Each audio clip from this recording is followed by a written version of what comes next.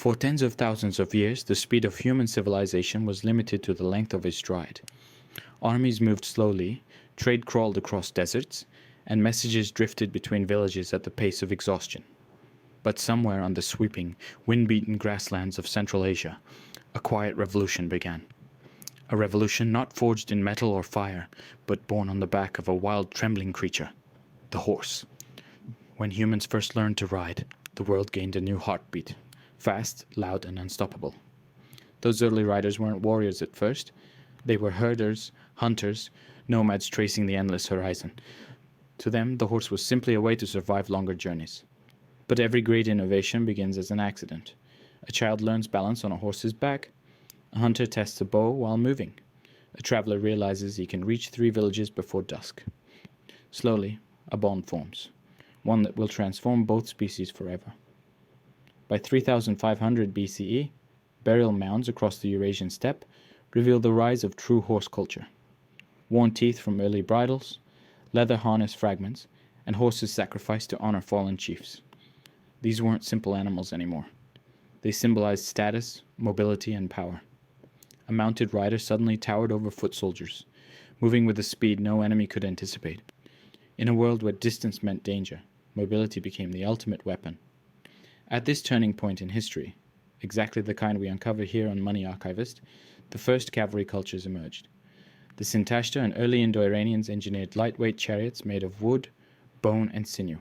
Their horses dragged warriors into battle at terrifying velocity. With this, warfare evolved from slow collisions of infantry to lightning-fast strikes. Tribes that mastered these animals expanded. Those that failed disappeared. Well, then came the Scythians, the archers of the steppe, riders who seemed fused to their mounts. Their horses were small, tough, and impossibly fast. Scythian warriors developed the infamous Parthian shot, twisting backward in the saddle to fire arrows with deadly accuracy while galloping away. They turned the battlefield into a storm of hooves and arrows. No infantry could chase them. No fortress could contain them. They were the first ghosts of war. Empires watched and trembled. Persia constructed a revolutionary relay system, stretching thousands of kilometers. Mounted couriers carried royal messages in days instead of months. "Nothing mortal travels faster," wrote Herodotus. Persian cavalry units became the empire's eyes and ears, scouting, raiding, and crushing rebellions before they even formed. Centuries later, Alexander the Great recognized the horse not as an animal, but as a force multiplier. His companion cavalry, disciplined, fearless, and devastating, shattered enemy lines again and again. His empire expanded at a pace only horses could sustain.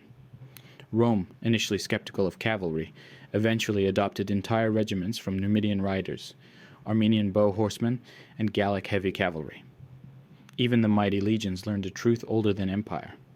Infantry holds the line, but cavalry decides the battle. The horse reshaped economies as well. Breeding, feeding, saddlery, metallurgy, and warfare all reorganized around maintaining cavalry. Trade routes expanded because mounted traders and messengers could cross vast distances unthinkable to foot travelers. Salt caravans, silk merchants, and diplomats relied on horses to keep the ancient world connected. And then, in the Middle Ages, cavalry reached its ultimate perfection, the Mongol Empire. Their riders were living machines, capable of traveling 100 miles in a day, shooting with deadly accuracy from full gallop, and surviving on discipline and fermented milk.